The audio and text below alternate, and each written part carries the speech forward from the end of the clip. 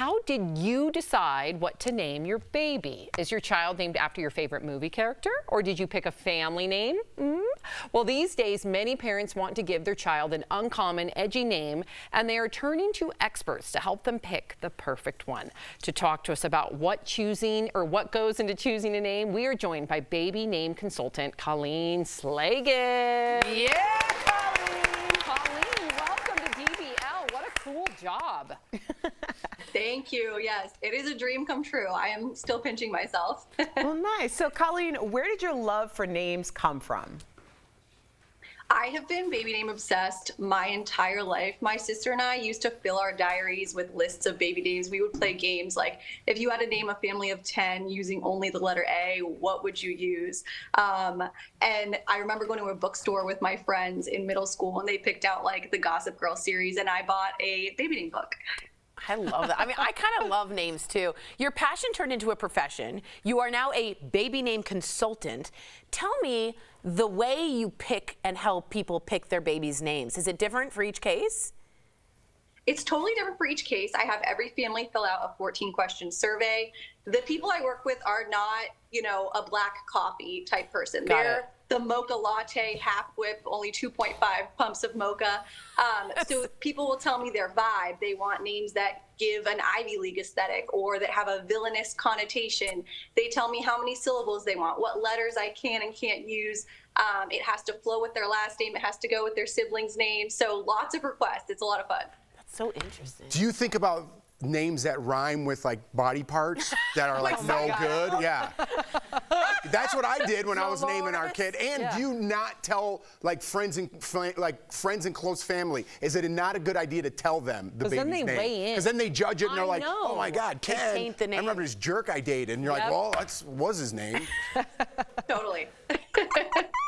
All right, well, I would recommend sharing with at least one or two trusted friends to get a little gut check, but that's just me. All right, so let's get to my real question here. There's a lot of unique names out there. Why have they become so popular in recent years, and what's with the crazy spellings? I think this is a generation of namers who were like one of 3 Laurens, Michaels, Caitlins in the class. They were sick of it. Yeah. And they're meeting a cultural moment of like, it's cooler to be unique and different. Individuality is being embraced. So people are wanting a name that feels fresh and uncommon, but maybe isn't too out there, maybe not too Kardashian. I love this. No, me too. This is fascinating. So what are some of the biggest trends that you are seeing right now with names? So I think vintage names are a big one. There's something called the 100-year rule where names kind of cycle back in every 100 years. So vintage names like Lottie, June, and Harriet. I remember Harriet. when I was a nurse talking to a woman named Evelyn, and she couldn't believe her name was in the top 10 again. That's my grandma's name, Evelyn. Oh, there you go. Yeah. Evelyn, huh? Nature names are big, like Wren, Aspen. Floral names like Poppy and Clementine. River, Bear, and Cedar for boys. Cedar. Can you imagine? Hey, Cedar, what's up? All right. There might be a Cedar out there. I Oh love my that. I gosh. like that. Wow. Beautiful. My aunt's name is Cedar. It's not. Aunt Cedar Schroeder over there. When people are working on their list of baby names, I'd like to know who tends to veto names more, the men or the women? Ooh, good question. It is absolutely the men. They're very challenging. Yep. I'm sorry, but they throw out vetoes like it's no big deal, and then they come with nothing to offer. Yep. You know? Yep, that sounds Sums it up. like an analogy. Listen, A metaphor. my wife named both of our kids, so touche. Did you veto anything? I'm sure. Yeah. Yeah. We're looking for solutions, not problems. So we're so excited for Ashanti and Nelly's baby, and we heard that you have compiled a list of names that would be good for their baby. So tell us the names and how you picked them. Sure. So I think, celebrities in general tend to go with like strong, sort of head-turning, distinctive monikers for their kids. So I could see them doing that.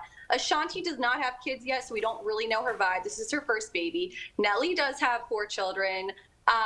So I was thinking they could infuse it with meaning because Ashanti's mom named her after the Ashanti Empire in Ghana, which was a place where women had a lot of influence. So I could see she's from Glen Cove, New York. I could see them doing something like Cove, or even something strong with a lot of positive connotations like King or Kingston with Cove in the middle to get that alliteration. So Kingston Cove and call him King. I like Anthem.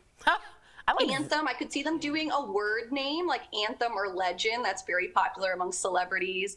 A music-inspired name like Soul or Ray, or Ashanti was musically inspired by Whitney Houston. So you would get Houston Hayes, you'd get the alliteration there too.